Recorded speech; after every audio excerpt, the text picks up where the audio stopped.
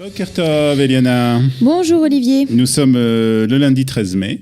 Tout à fait. Que s'est-il passé le 13 mai il y a quelques années? Voilà, alors aujourd'hui, le 13 mai, on va parler d'un auteur juif, peut-être le seul auteur juif qui a un cratère sur la planète Mercure à son nom. Ah bon? Voilà, on va commencer par ça.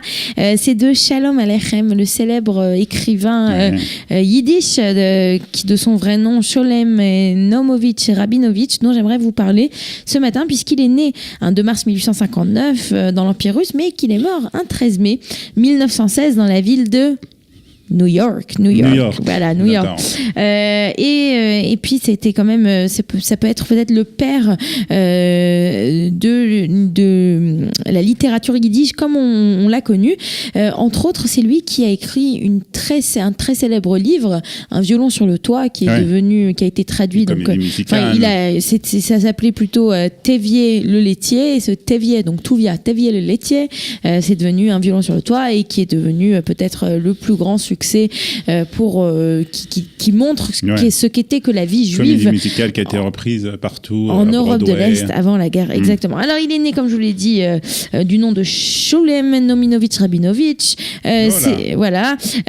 Son père décède quand il a 15 ans, et puis il aime écrire, et c'est ainsi que pour la première fois il va écrire une première œuvre. Il va faire une adaptation juive du roman Robinson Crusoe, et c'est à ce moment-là qu'il va décider que sa vie, ça sera l'écriture.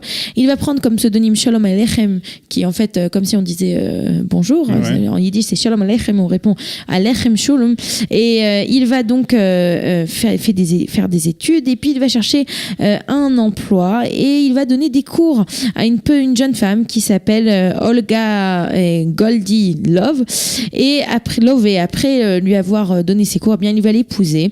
Il a de la chance puisque c'est la fille d'un propriétaire foncier fortuné, ça aide toujours. Et c'est ainsi qu'ils vont avoir 6 enfants ensemble, et qu'ils vont vivre une vie qui va être plus sympathique, on va dire ça comme ça, plus à l'aise. Et c'est ainsi qu'il va commencer d'abord à écrire en russe, parce qu'à cette époque, la belle langue, la langue de la littérature, c'est le russe, puis en hébreu, et en 1883, il décide que ça y est, ce sera le yiddish dans lequel il va écrire. Il écrira d'ailleurs plus de 40 volumes, c'est pas mal. Il faut dire qu'à cette époque, comme je vous l'ai dit juste avant, les écrivains juifs méprisent ce yiddish. Lui, au contraire, il va considérer que le yiddish, c'est une langue extraordinaire, et il va produire de façon abondante dans cette langue. Il y avait un public à cette époque. Il y avait un immense public, et surtout, ce qu'il va faire, c'est qu'il va être un petit peu le mécène des écrivains de langue yiddish. C'est-à-dire qu'il a de l'argent, comme on l'a dit, et il va utiliser cet argent pour financer et pour écrire, par exemple, il fait sortir tous les ans des livres, et dans ces livres, on a des petites nouvelles ou des petits récits en yiddish, et c'est lui, bien entendu, qui finance ça, donc ça permet au yiddish de se faire connaître. Mais malheureusement, il va perdre son argent puisqu'il dans une spéculation boursière en 1890. Mais bon, il est quand même connu, mais étant connu, ça ne le rend pas riche pour autant. Il va passer une grande partie de sa vie après 1890 à courir d'un endroit à l'autre pour donner des conférences, pour essayer de gagner de l'argent. Pour gagner de l'argent. Il a 6 enfants, et en 1905, sa famille sa famille qui avait émigré à Odessa puis à Kiev. À ce moment-là, on a une vague de pogroms, et c'est la raison pour laquelle il va décider de s'installer à New York.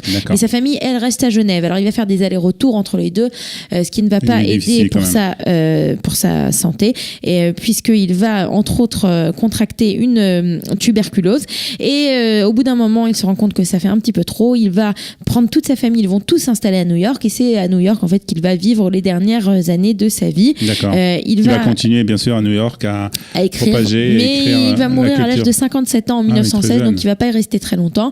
Il est en train de travailler sur son dernier roman qui s'appelle Motel, le fils du Chazan, du chantre.